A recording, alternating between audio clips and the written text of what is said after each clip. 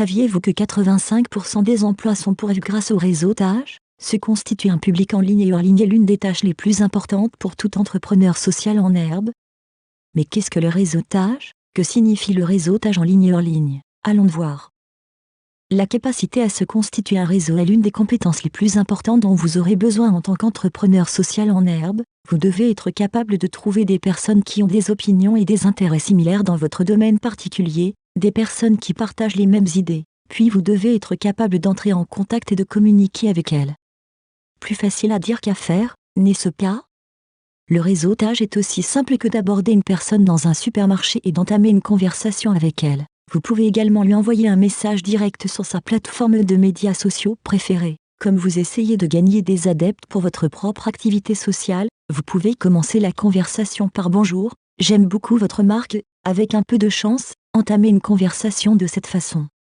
La confiance en soi est essentielle pour le réseautage. Vous devez être capable de transformer vos faiblesses en force. Si vous êtes timide, vous pouvez toujours envoyer un message à quelqu'un, plutôt que de l'aborder en face à face.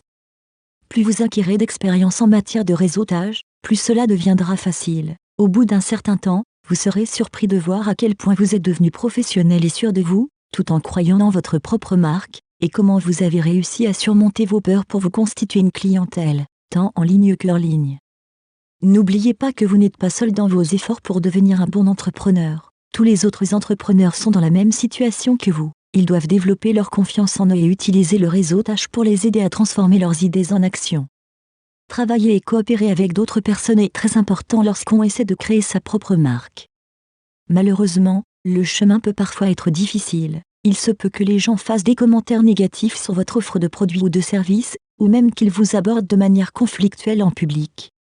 Essayez de ne pas répondre aux commentaires à la hâte. Prenez le temps d'apprendre des commentaires que vous avez reçus. Travailler avec d'autres personnes est un excellent moyen d'améliorer votre entreprise et vos compétences personnelles.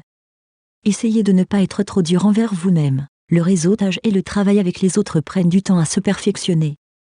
Le réseautage est une compétence que vous pouvez pratiquer tous les jours. Il est important que vous fassiez connaître votre marque en parlant aux gens et en promouvant votre produit ou votre marque à chaque occasion. N'oubliez jamais de rester en contact avec chaque personne avec laquelle vous avez réussi à établir un réseau. Il est très important d'investir du temps et de faire un effort supplémentaire, même s'il s'agit d'un message de temps en temps.